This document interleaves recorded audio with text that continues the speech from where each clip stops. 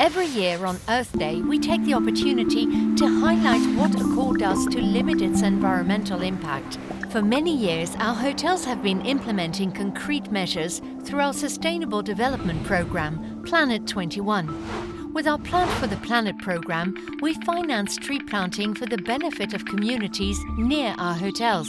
These trees help enrich soils, preserve biodiversity, and provide additional sources of income for farmers.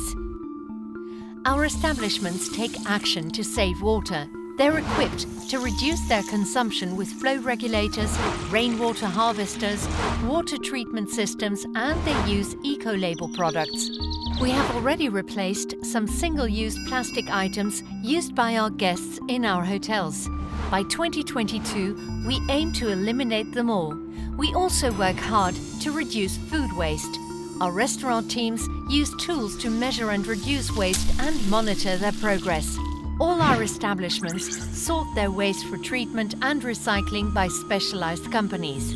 We strive to make our hotels more eco-friendly with new energy-efficient technologies, sustainable design and green energies. Together, let's restore our planet Earth for future generations. Every action counts. Accor.